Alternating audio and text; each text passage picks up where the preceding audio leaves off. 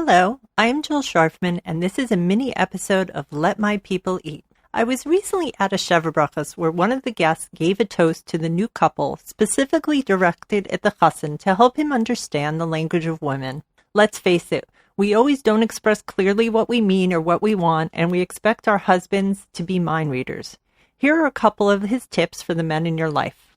When a woman says, "I'm fine," that pretty much indicates that everything is not fine. Generally, it means just the opposite. Nothing usually means something and can mean that your wife thinks that you should know what is bothering her without her having to tell you. If she says she'll be ready in 5 minutes, it could be up to a half an hour. And if she says go ahead or do what you want, that does not give you permission to go ahead and do what you want. In fact, it means just the opposite. Leave me alone. She doesn't mean it. Guys may want to be left alone when they are angry, but women want you to stay with us and fix it. If she says don't worry about it, you should definitely worry about it. And if she says, you don't have to ask my permission, yeah, you do. If she does say thank you, just take it at face value and say you're welcome. Now, Rabbi Shlomo Auerbach, who was the Rosh Yeshiva of Yeshiva Kol Torah in Yerushalayim, was married for over 50 years to Chaya Rivka. Their marriage was legendary for the mutual respect they had for each other.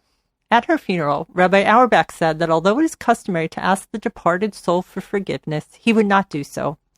Throughout their entire marriage, they never offended or hurt each other. They conducted their lives according to the Shulchan Aruch, and he therefore had no reason to ask her for forgiveness.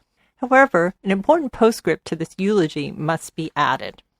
A certain young man was very close to Rabbi Shlomo Zalman Auerbach.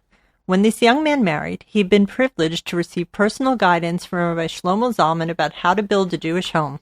Several months after the wedding, he met Rabbi Shlomo Zalman and asked him how things were going. The young man answered, "Everything is going well, thank God. Our home is peaceful and calm, and we have not had any disagreements." With a puzzled look on his face, Rav Shlomo Zalman asked the young man, "Tell me, did you divorce your wife? Or did she die, heaven forbid?" The young man was aghast. "I told the Rosh Yeshiva that everything is going well between me and my wife," he exclaimed. "It is not possible to live with a woman without having disagreements," Rav Shlomo Zalman replied.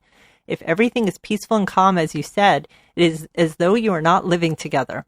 But the Rosh Yeshiva himself said at the Rebbitzin's funeral in front of everyone that he had no reason to ask forgiveness from his wife, the young man responded. Rabbi Shlomo Zalman then explained what he had meant. The natures of a man and a woman are very different, and Hashem created the world in such a way that what one person wants, the other person does not necessarily want. It is inevitable, therefore, that there should be disagreements in a home. But that does not mean that the couple has to fight. If there is a disagreement, it does not have to become bitter. It should be handled calmly and peacefully. Two people can contend, and they each can and should state their opinion unabashedly.